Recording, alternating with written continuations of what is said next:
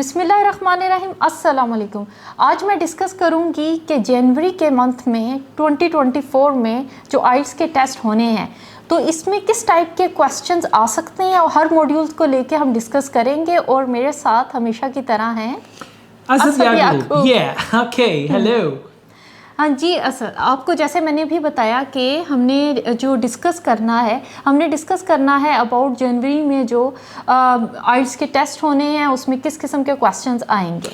Okay, देखिए सबसे पहले बात है हम लोग डिस्कस करते हैं लिसनिंग को। मेरे ख्याल से लिसनिंग जनवरी में जो टेस्ट्स आएंगे वो ज़्यादातर न्यू पैटर्न पे होंगे। अच्छा, अब जब मैं वर्ड यूज़ कर रहा हूँ ना न्यू पैटर्न का मतलब है वन वर्ड एंड और a number, one word only, उसके बाद multiple choice question, single, double, यानी ये पैटर्न आपको कैम्ब्रिज आइल्स की बुक्स पे मिलेगा, लाइक बुक नंबर 15, 16, 17, 18। तो जो उसमें पैटर्न है उसी से मिलता जुलता पैटर्न आपको जनवरी में आइल्स के जितने भी एग्जाम्स हैं, चाहे वो एकेडमिक है चाहे वो जेंडर ट्रेनिंग है, उसमें आपको इससे मिलता जुलता पैटर्न आएगा। तो उसके लिए मैं यही कहूँगा कि प्रैक्टिस अगर करनी है तो कैम्ब्रिज की जो बुक्स हैं 11 to 18 वहाँ से प्रैक्टिस करें। अच्छा सर, ये टेस्ट ज़रा टफ होंगे, मतलब ज़्यादा कहते हैं ना कि मुश्किल होंगे टेस्ट। ओके, देखिए टेस्ट जो है ना वो मुश्किल कब होता है, टेस्ट मुश्किल तब होता है जब उसमें वो क्वेश्चन टाइप आए जो थोड़ी सी कंफ्यूजिंग है। फर्स्ट करें आपके मल्टीपल चॉइस क्वेश्चंस कंफ्यूजिंग है। अब अगर पार्ट 2 में मल्टीपल चॉइस क्वेश्चंस आ जाते हैं, पार्ट 3 में भी आ जाते हैं, वो टेस्ट थोड़ा सा स्टूडेंट्स के लिए टफ हो जाता है। बात क्या होता है, पार्ट 4 में जाके ऑडियो थोड़ी सी ज़्यादा फ्लुएंट हो जाती है, वो टेस्ट टफ हो जाता है। लेकिन मेरे ख्याल में अगर आप अच्छे से प्रैक्टिस करते हैं, यानी बुक नंबर 11 से बुक 18 के लिसनिंग टेस्ट को समझ के करते हैं, तो मेरे ख्याल से कुछ भी मुश्किल नहीं होगा। और वैसे भी ना एक टेस्ट एक बंदे के लिए मुश्किल होता है, दूसरे के लिए आसान होता है। हाँ जी, जिसका एग्जैक्टली बिल्कुल ऐसे। अच्छा असद, अब जो नेक्स्ट मॉड्यूल है ना वो कहते हैं ना कि आइल्स का एक मॉन्स्टर है, हाँ ठीक है, जिसमें सारे फंसे हुए हैं। रीडिंग, इससे रिलेटेड बताएं कि जनवरी में किस टाइप का टेस्ट आ सकता है और किस तरह के क्वेश्चंस आ सकते हैं। देखिए जनवरी में आइल्स के 4 टेस्ट एक्सपेक्टेड हैं और हम लोग बात कर रहे हैं पेपर डिलीवर्ड की। हाँ और ये टिप्स वैसे कंप्यूटर डिलीवर्ड के लिए भी हैं, ठीक है। अगर आपने कंप्यूटर डिलीवर्ड देना है तो जनवरी में ये आपके लिए भी ठीक है।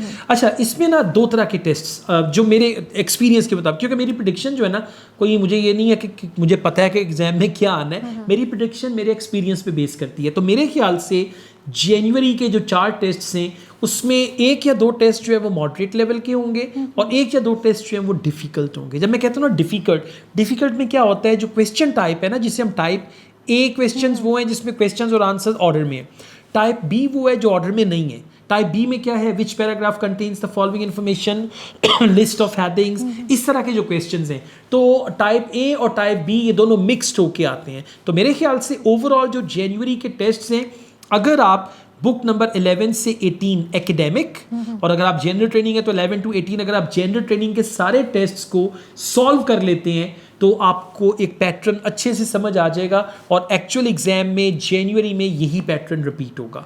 तो ओवरऑल टेस्ट जो है मॉडरेट, और क्योंकि रीडिंग कभी भी आसान नहीं है। अगर मैं एकेडमिक रीडिंग की बात करूं तो कभी भी आसान नहीं है, ठीक है। पार्ट 2 से जब आप 3 पे आते हैं तो मुश्किल हो जाती है। लेकिन जो आपका रीडिंग जेंडर ट्रेनिंग है, जेंडर ट्रेनिंग का सेक्शन 1 सेक्शन 2 आसान होगा, सेक्शन 3 में आके थोड़ा सा कंफ्यूजन बढ़ जाएगी। अच्छा, अब असद नेक्स्ट मॉड्यूल की तरफ चलते हैं। जी जी। राइटिंग से रिलेटेड बताएं कि राइटिंग क्या हमारे किस टाइप के एसेज आ सकते हैं। Very good. और जो उसका पार्ट 1 है उसमें किस तरह के रिपोर्ट राइटिंग। देखिए सबसे पहले मैं बात करूंगा एसे राइटिंग की। जो एकेडमिक आइल्स कैंडिडेट्स हैं उनको ये ज़्यादातर देते हैं ओपिनियन ऐसे, उसके बाद ये इनको देते हैं जी समटाइम्स डिस्कशन ऐसे, उसके बाद इनको कभी problem solution, cause and solution ये देते हैं। ये 3 मेजर टाइप्स हैं, नंबर 1 ओपिनियन, नंबर 2 डिस्कशन और number 3 problem solution, cause and solution and all that. तो इन तीनों में से कोई ऐसे, ये जो ऐसे टाइप्स हैं यही इनको आएंगी। और टॉपिक्स ग्लोबल टॉपिक्स हैं, बहुत बड़ी वैरायटी है। एजुकेशन को लेके हो सकता है, लॉ को लेके हो सकता है, क्राइम को लेके हो सकता है, कुछ भी होगा। और जो जेंडर ट्रेनिंग कैंडिडेट्स हैं उनको ज़्यादातर या तो डिस्कशन ऐसे आता है या डबल क्वेश्चन ऐसे आता है। उसमें वो 2 क्वेश्चंस करते हैं और 2 पैराग्राफ में अलग अलग आपने उनका आंसर करना होता है। तो जेंडर ट्रेनिंग ज़्यादा फोकस करें डिस्कशन ऐसे पे और डबल क्वेश्चन ऐसे पे, और एकेडमिक वाले ज़्यादा फोकस करें ओपिनियन, डिस्कशन और उसके बाद फिर प्रॉब्लम सोल्यूशन पे। अच्छा, गुड। और अब हम बात करते हैं इसके पार्ट 1। हाँ, पार्ट 1 का जहाँ तक ताल्लुक है, देखें पूरा महीना है क्योंकि हम पूरे महीने की प्रेडिक्शन बना रहे हैं और ग्लोबल प्रेडिक्शन है, ठीक है। और दोबारा बताऊंगा, prediction is more like guideline हाँ जी। कि आपने ये चीजें प्रिपेयर करनी हाँ है, जी, ठीक अब है। ये ज़रूरी भी नहीं है कि हर वही चीज़ आ जाए। हाँ एग्जैक्टली, और ये भी हो सकता है कि आ भी जाए। वैसे आ जाती होती है असद याकूब जो बताते हैं। एग्जैक्टली। अच्छा, अब देखिएगा, राइटिंग टास्क 1 जो है, इसमें 4 तरह की रिपोर्ट्स होती हैं टोटल, और उन 4 में से 2 रिपोर्ट्स ऐसी हैं जो बहुत कम आती हैं, जैसे ओपिनियन डिस्कशन ऐसे ज़्यादा आते हैं, इसी तरह से ग्राफ विद ट्रेंड और कंपैरेटिव ग्राफ, ये 2 ग्राफ टाइप्स हैं जो ज़्यादा आती हैं। अच्छा। उसके बाद आपका जो है ना प्रोसेस डायग्राम और मैप्स, इसकी फ्रीक्वेंसी कम है। तो मैं ये कहूँगा एकेडमिक आईएलटीएस कैंडिडेट्स को कि ज़्यादा फोकस रखें कंपैरेटिव ग्राफ पे। कंपैरेटिव ग्राफ में टेबल भी है, पाई चार्ट भी है, बार चार्ट भी है, ठीक है। और graph with trend, graph with trend में ना डेटा मूव करता है, ठीक है, ईयर्स दिए होते हैं, तो इन 2 पे फोकस करें।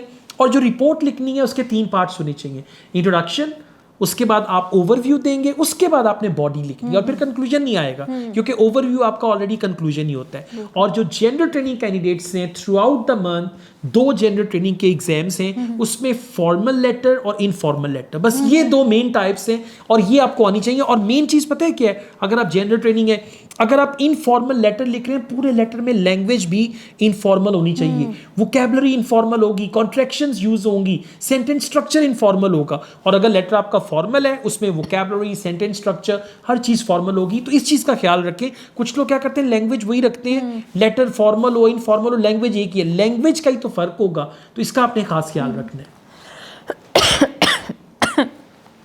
Okay, that's okay, no problem. हाँ जी, असद अगर हम स्पीकिंग की बात करें उसमें तो कुछ भी आ सकता है। देखिए, स्पीकिंग में मेनली मैं ये कहूँगा कि कैम्ब्रिज आईएलटीएस की जो आपकी बुक्स हैं 11 to 18, उसमें जो स्पीकिंग पार्ट 1 के टॉपिक्स हैं वो इम्पॉर्टेंट हैं। उसके बाद जो क्यू कार्ड्स हैं, क्योंकि क्यू कार्ड्स इनके रिपीट भी होते हैं, तो वो इम्पॉर्टेंट है। और बाकी ये है कि कुछ लोग जो है स्पीकिंग की बुक भी पब्लिश करते हैं, so you they can follow speaking book is well, right. बिल्कुल, मेरा गला थोड़ा सा एकदम से जो है ना खांसी शुरू हो गई थी, शायद थोड़ी सी डिस्टर्बेंस हुई हो इसकी वजह से। एंड आई होप कि आपको ये वीडियो पसंद आई है, और आप मज़ीद ऐसी वीडियोस देखना चाहते हैं और मज़ीद जानना चाहते हैं आइल्स के बारे में, तो मुझे कमेंट करके ज़रूर बताइएगा। Best of luck for your January January test. IELTS exams. Thank you so much. Take care. Bye bye. Allah Hafiz. Hafiz.